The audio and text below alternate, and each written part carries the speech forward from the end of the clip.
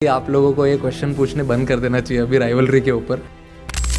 13-0, 10-1, this is not a rivalry any more. But जब team हार रही थी और हारिस रऊफ ओवर कराकर वापस आ रहे थे तो तमाशाई उन्हें देखकर नारे लगा रहे थे, कोहली कोहली। यानी ये कहा गया कि हमने भारत के 6 तैयारे गिराए थे और इस तरह 6-0 की बढ़तरी हासिल की। अस्सलाम वालेकुम दोस्तों, मैं हूं तबस्सुम रज़ा। आज मैं आपके साथ एक ऐसा मौजू शेयर करने जा रहा हूं जिसने पाकिस्तान के अवाम के दिलों में मायूसी, गुस्सा और बेबसी को मजीद बढ़ा दिया है। हम बात करने जा रहे हैं पाकिस्तान बा मुकाबला भारत के उस मैच की जो 21 सितंबर 2025 को खेला गया, जिसमें पाकिस्तान को शिकस्त हुई। बड़ी ही इबरतनाक शिकस्त हुई। ये कोई आम शिकस्त नहीं थी, बल्कि एक ऐसी हार है जिसने हमारे कौमी बयानी, खेल के कल्चर और अवामी नफ्सियात पर गहरे सवालात खड़े कर दिए। पहले ये बात हो रही थी 14 सितंबर वाले मैच में कि भारत जो है वो पॉलिटिकली इंगेज हो रहा है, लेकिन इस मैच में हमने देखा कि पाकिस्तान भी इन्वॉल्व रहा। लेकिन जो कुछ आखिरी मैच में हुआ उसने अवाम के सब्र का पैमाना लिबरेज कर दिया। पाकिस्तानी खिलाड़ियों की परफॉर्मेंस नाकिस रही, लेकिन इससे भी ज्यादा तकलीफदेह बात यह थी कि मैदान में कमजोर खेल दिखाने के बाद खिलाड़ियों ने अपने बयानात और रवैयों से जल्दी पर तेल डालने का काम किया।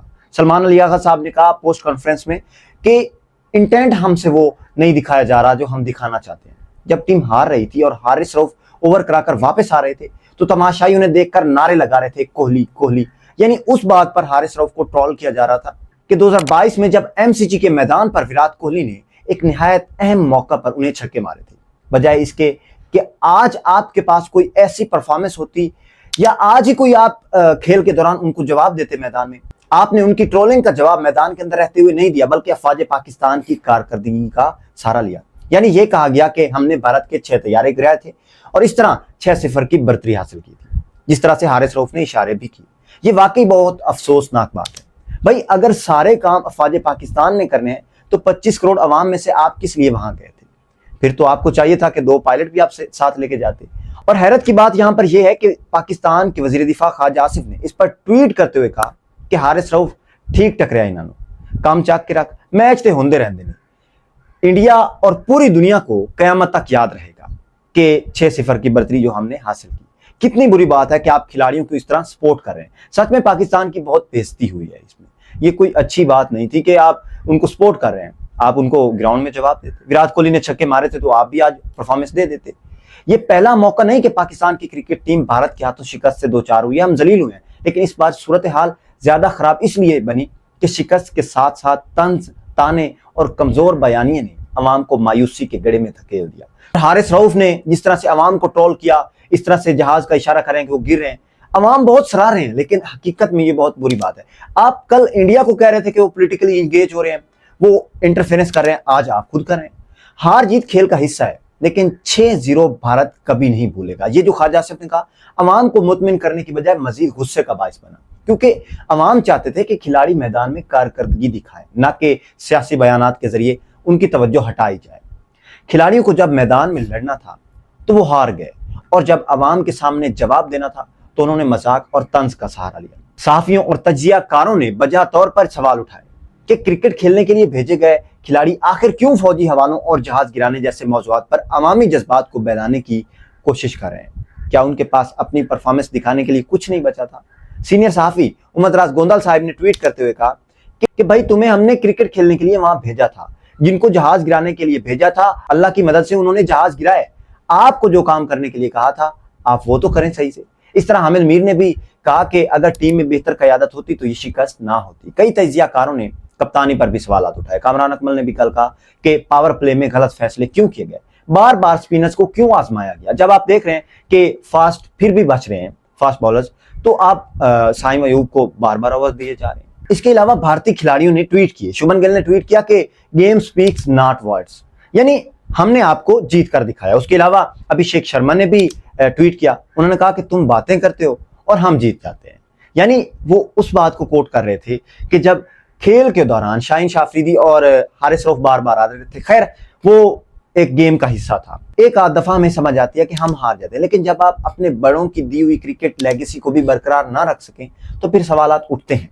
इसमें पाकिस्तान को इतना बेइज्जत होना पड़ा कि जब सूर्या कुमार यादव से पूछा गया कि क्या ये पाकिस्तान भारत राइवलरी चल रही है, तो उन्होंने ना बड़े तंज के साथ ہنستے ہوئے جواب دیا. انہوں نے کہا کہ دیکھیے ہم اس کو تو رائیولری نہیں کہہ سکتے جہاں پوائنٹس 10-0 13-0 یا اس طرح سے کر کے ہوں.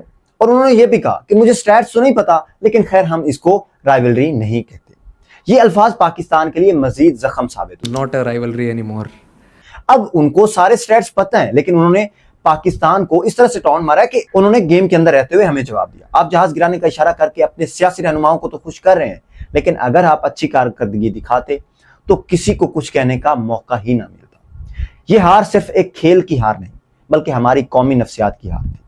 پاکستانی عوام کرکٹ کو کھیل سے بڑھ کر اپنی قومی شناخت سمجھتے ہیں. ہر جیت کو وہ اپنی عزت سمجھتے ہیں.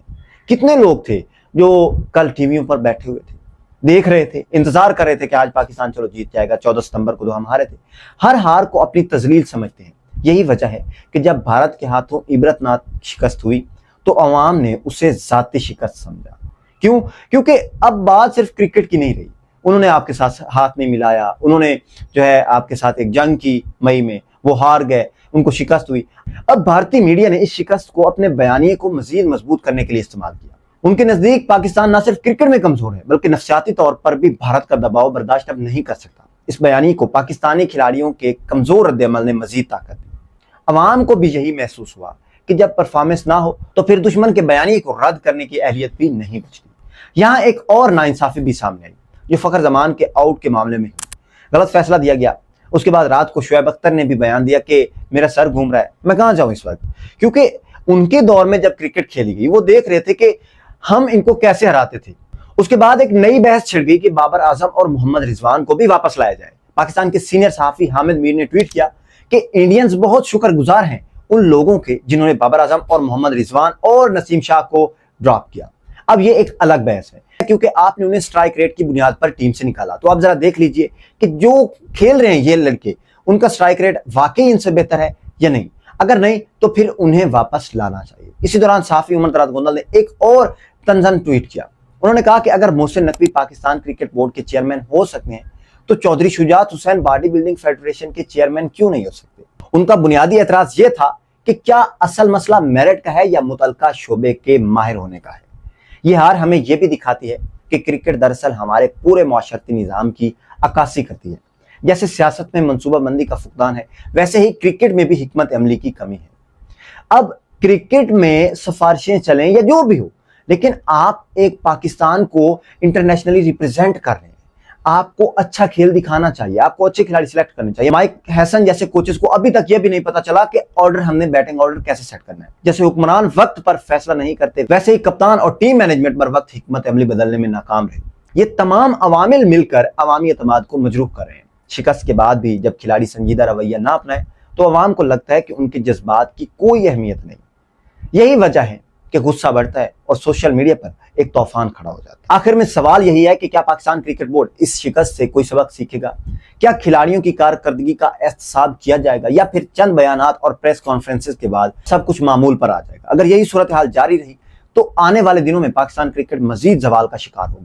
اب اس سے خیر کیا ہی زوال ہو سکتا ہے. یہ شکست ہمیں یہ سبق دیتی ہے کہ کرکٹ محض کھیل نہیں بلکہ قوم کی عزت اور وقار کا معاملہ ہے.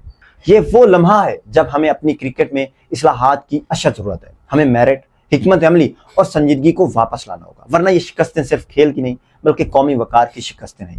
اور جب وقار بار بار مجروح ہونے لگے تو قومیں ٹوٹ جایا کرتی ہیں. یہاں پر قومی کرکٹ ٹیم کے کپتان سلمان الیاقہ نے کہا کہ ہمارے پاس جو انٹینٹ ہم دکھانا چاہ رہے تھے وہ نہیں دکھایا گیا ہم سے. اب ان سے کون پوچھے کہ بھئی آپ ڈیپتھ اوور میں کیسے کھیل رہے ہیں, سٹاپ کیے جا رہے ہیں, محمد نواز کے ساتھ کھیلے جا رہے ہیں. مائک ہیسن کو ابھی تک یہ نہیں پتا چلا کہ بیٹنگ آرڈر کیسے سیٹ کرنا ہے. فخر زمان کو تقریباً 4 سال سے اوپننگ آرڈر سے ہٹا کے پیچھے یا کبھی میڈل آرڈر پہ کبھی نمبر 3 پہ کھلایا جا رہا تھا. رات کو وہ اوپننگ پہ آ گئے. تو یہ جو ایسی حرکات ہیں کہ پتہ بھی نہیں ہوتا ایک پلیئر کو. اب جو حسن نواز ہیں وہ کہتے ہیں کہ مجھے یہ نہیں پتا کہ میں نے کس نمبر پہ آنا ہے لیکن یہ ضرور پتا ہے کہ میں نے کیسے کھیلنا ہے. اب وہ خود سے تو ایک اندر سے اپنا جذبہ شو کر رہے ہیں لیکن ایک پلیئر کو اپنی جگہ پتہ ہوتی ہے کہ میں نے اس طرح کھیلنا ہے, اس جگہ پہ کھیلنا ہے. تو یہ تھا آج کا ولاگ کہ حارث رؤف نے, اگر ہاں پاکستانی عوام اس وقت بہت زیادہ خوش بھی ہوں گے کہ حارث رؤف نے ایسا کیا, بہت اچھا کیا, ان کو جواب دیا, لیکن اگر اس کے علاوہ ان کے پاس کوئی کھیل کے دوران پیش کیا گیا کوئی ایسا مظاہرہ ہوتا جو عوام کو دکھاتے تو عوام کبھی نہ بولتے. ہاں عوام کا کام ہے، تماشائی ہوتے ہیں، بولتے ہیں، ان کا کام یہی ہوتا ہے، لیکن وہ اس طرح سے نہ کہتے جس طرح سے وہ کہہ رہے تھے. اور آپ نے وہ جو جہاز والا اشارہ کیا، آپ کو ہاں تھوڑا سا سپورٹ بھی ملا خواجہ آصف کی طرف سے، تو اس پر آپ کو سراہتے ہیں. ناظرین اجازت دیجیے، اللہ حافظ.